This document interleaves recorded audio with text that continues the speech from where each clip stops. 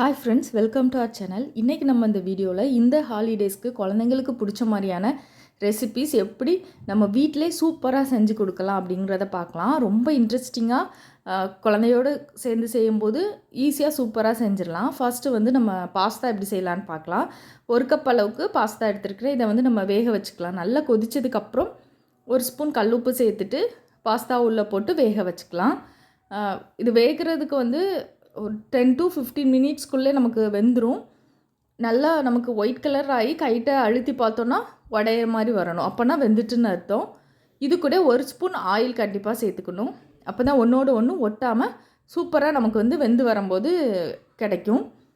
இப்போ தாளிக்கிறதுக்கு 1 ஸ்பூன் அளவுக்கு ஆயில் சேர்த்துக்கலாம். நல்லா நம்ம ஆனியனும் தக்காளியும் அதிகமாக போட்டோன்னா நல்லாயிருக்கும். ஸோ நான் 2 பெரிய சைஸ் வெங்காயமும் 2 தக்காளியும் எடுத்திருக்கேன். ஃபஸ்ட்டு குட்டி குட்டியாக கட் பண்ண வெங்காயத்தை நம்ம சேர்த்துக்கலாம். நல்லா நமக்கு வந்து கலர் சேஞ்ச் ஆகிற அளவுக்கு இதை வதக்கிக்கிடலாம். இது வதங்கும் போதே கொஞ்சமாக உப்பு சேர்த்துக்கலாம். பாஸ்தாவுக்கு தனியாக உப்பு சேர்த்துருக்கோம். அதனால் இந்த ஆனியனுக்கு மட்டும் நம்ம உப்பு சேர்த்து நல்லா வதங்கட்டும். ஒரு மீடியம் ஹீட்டில் வந்து பாஸ்தா வந்து சூப்பராக வெந்து ரெடி ஆகிட்டு இதை மாதிரி நல்லா பெருசாக இருக்கும். கைட்டை அழுத்தி பார்த்தோம் அப்படின்னா நல்லா நமக்கு வந்து மசிஞ்சு வர மாதிரி இருக்கும். இப்போ கரெக்டான ஸ்டேஜை ஆஃப் பண்ணிவிட்டு இதை அப்படியே ஆற வச்சிடலாம். கொஞ்சம் ஆயில் சேர்த்துருக்கிறதுனால ஒன்றோடு ஒன்று ஒட்டாது. ஆனியன் நல்லா குக் ஆனதுக்கப்புறம் 1 ஸ்பூன் அளவுக்கு இஞ்சி பூண்டு பேஸ்ட்டு சேர்த்து அதனுடைய ராஸ்மல் போகிற அளவுக்கு நம்ம வதக்கிக்கலாம். 2 தக்காளி வந்து மிக்சியில் நல்லா அரைச்சி எடுத்துக்கிடலாம். தக்காளி இப்போ நம்ம அதிகமாக சேர்க்குறோம். அதனால டொமேட்டோ கெச்சப் வந்து நம்ம கம்மியாக சேர்த்தா நமக்கு போதும். இப்போ தக்காளியோட ராஸ்மல் சுத்தமாக போகணும். அந்த அளவுக்கு நமக்கு நல்லா வதக்கிக்கலாம். இப்போ நல்லா வதங்கினதுக்கப்புறம் 2 ஸ்பூன் அளவுக்கு கெச்சப் சேர்த்துருக்கிறேன். ஒருவேளை கெச்சப் இல்லைன்னா கூட நமக்கு பரவாயில்ல, ஆனால் இருந்தாச்சா நல்லா டேஸ்ட் எடுத்து கொடுக்கும். 2 நிமிஷம் வதக்கிட்டு இப்போ வேக வச்ச பாஸ்தா உள்ளே சேர்த்துடலாம். இது சேர்த்ததுக்கப்புறம் நல்லா எல்லா பக்கமும் நல்லா கோட் ஆகிற அளவுக்கு மிக்ஸ் பண்ணி விட்டால் போதும். 1 நிமிஷம் இருந்தாலே போதும் தான். ஆல்ரெடி எல்லாமே குக் ஆனது தான். சூப்பராக நமக்கு இப்போ ரெடி ஆயிரும். இந்த டைமில் சாப்பிட்டு பார்த்துட்டு நமக்கு புளிப்பு எதுவும் கம்மியாக இருந்துச்சுன்னா கொஞ்சம் கெச்சப் சேர்த்துக்கலாம். உப்பு கம்மியாக இருந்தாலும் இந்த டைமில் சேர்த்துட்டு மல்லி இலை தூவி இறக்கிட்டோம் அப்படின்னா நல்லா சூப்பராக நமக்கு குழந்தைங்களுக்கு பிடிச்ச மாதிரி பாஸ்தா நம்மளே நல்லா ஆரோக்கியமாக செஞ்சு கொடுக்கலாம். நெக்ஸ்ட்டு பார்த்தாலே குழந்தைங்களுக்கு ரொம்ப ரொம்ப பிடிக்கிற நூடுல்ஸ் தான். இதில் எக்கு அப்புறம் வெஜிடபிள்ஸ்லாம் போட்டு மசாலா எக் மேகி எப்படி செய்யலான்னு பார்க்கலாம். நான் அன்றைக்கி ஒரு பேக்கெட் வந்து மேகி எடுத்துருக்கிறேன். 1 ஸ்பூன் ஆயில் சேர்த்துக்கலாம். கொஞ்சமாக ஒரு பேக்கெட் எடுத்துருக்கிறதுனால எல்லாமே கொஞ்சமாக எடுத்துருக்கேன். கொஞ்சமாக ஆனியன், அப்புறம் நம்ம வீட்டில் என்ன வெஜிடபிள்ஸ் இருக்கோ அதை எடுத்துக்கலாம். பீன்ஸு, கேரட், அப்புறம் குடமிளகா இருந்தால் கூட எடுத்துக்கலாம். நான் இன்றைக்கி கேரட்டும் பீன்ஸ் மட்டும் எடுத்துருக்கிறேன். இது கூட ஒரு அரை தக்காளி மட்டும் சேர்த்துக்கலாம். தக்காளி ரொம்ப அதிகமாக வேண்டாம். நல்லா நம்ம ஆயிலே வதக்கிக்கலாம். இப்போது மேகி பேக்கெட்னால அதில் உள்ள மசாலா இருக்கும். ஸோ இதுக்கு மட்டும் நம்ம கொஞ்சம் மசாலா வந்து சேர்த்துக்கலாம். உப்பும் இதுக்கு மட்டும் கம்மியாக சேர்த்தா போதும். கொஞ்சமாக ஒரு பிஞ்ச் அளவுக்கு மஞ்சள்தூள் சேர்த்துருக்குறேன். அப்புறம் கரம் மசாலா நம்ம சேர்த்துக்கிடலாம். இந்த வெஜிடபிள்ஸ்க்கு தேவையான அளவு மட்டும் சேர்த்தா போதும். அப்புறம் கொஞ்சமாக நான் காரத்துக்கு மிளகாய் தூளும் சேர்த்துருக்கேன். காரம் வேண்டாம் அப்படின்னா அந்த மிளகாய் தூளை வந்து ஸ்கிப் பண்ணிடலாம். இப்போ நல்லா இதிலே நமக்கு வதங்கட்டும். அப்புறம் வதங்கினதுக்கப்புறம் ஒரு பக்கமாக சேர்த்து வச்சுட்டு 2 முட்டையை வந்து நம்ம உடச்சி ஊற்றிக்கிடலாம். இப்போ இந்த முட்டையிலுக்கு பெப்பரும் சால்ட்டு மட்டும் சேர்த்துடலாம். உடனே மிக்ஸ் பண்ண வேண்டாம். கொஞ்ச நேரம் இருக்கும்போது நமக்கு வெந்துடும். அதுக்கடுத்து நம்ம வந்து மிக்ஸ் பண்ணி விட்டுடலாம். ஆல்ரெடி வெஜிடபிள்ஸ்க்கு தனியாக உப்பு போட்டிருக்கோம். அதனால் கம்மியாக மட்டும் முட்டைக்கு தேவையான அளவு மட்டும் உப்பு சேர்த்துக்கலாம். இப்போ நமக்கு கொஞ்சம் ஓரளவு வெந்துட்டு இனி வந்து எல்லா வெஜிடபிள்ஸோடு சேர்த்து நம்ம மிக்ஸ் பண்ணிட வேண்டிதான். இப்போ ரெடி ஆகிட்டு இதை வந்து நம்ம தனியாக எடுத்து வச்சிடலாம் இன்னொரு பிளேட்டுக்கு. அப்புறம் வந்து நம்ம மேகி வந்து மசாலாவோடு சேர்த்து குக் பண்ணதுக்கப்புறம் லாஸ்ட்டு உள்ளே சேர்த்துக்கலாம். அப்போலாம் ரொம்பவே சூப்பராக இருக்கும். இப்போ தனி பிளேட்டுக்கு நான் வந்து இதை மாற்றிக்கிறேன். இப்போது லைட்டாக சாப்பிட்டு பார்த்துக்கலாம். உப்பு எதுவும் கம்மியாக இருந்துச்சுன்னா இந்த டைமில் நம்ம இதுக்கு வந்து கரெக்டாக இருக்க அளவுக்கு சேர்த்தா மட்டும் நமக்கு போதும். தனியாக எடுத்து வச்சுட்டு இதே பாத்திரத்தில் வந்து 1.5 கப் அளவுக்கு தண்ணி ஊற்றிருக்கிறேன்.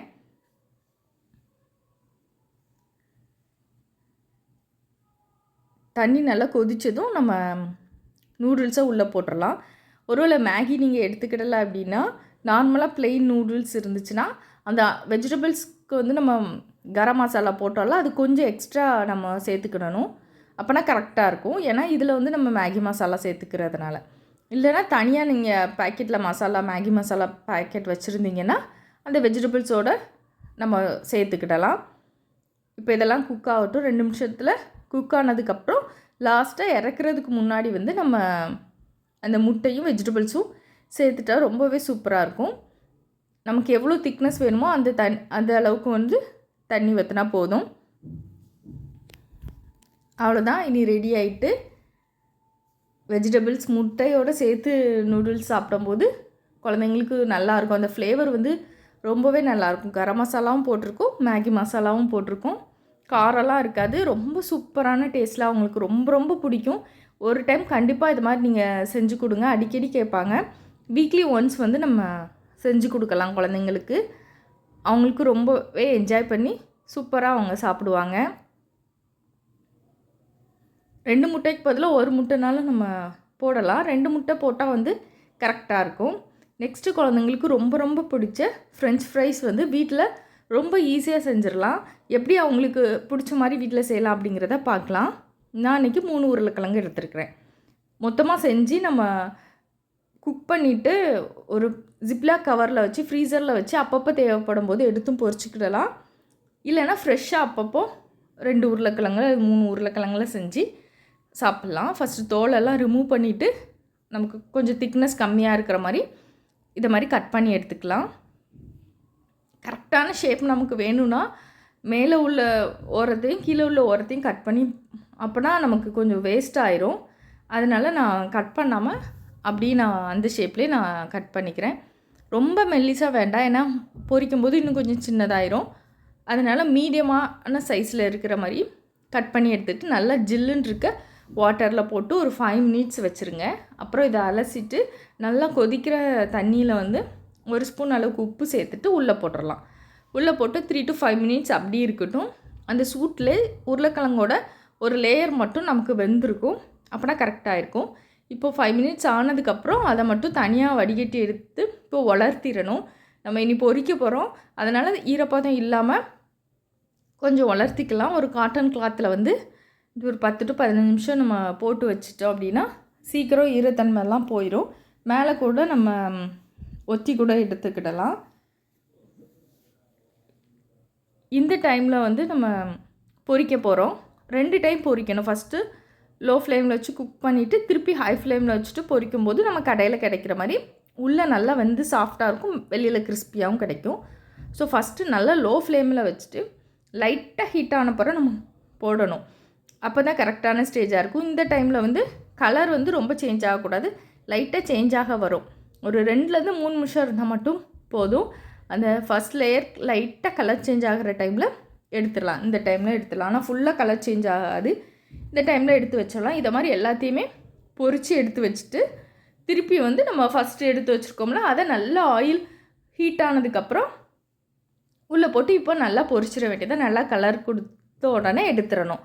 அப்போனா வெளியில் நல்லா கிறிஸ்பியாகவும் உள்ளே வந்து சாஃப்டாகவும் இருக்கும்.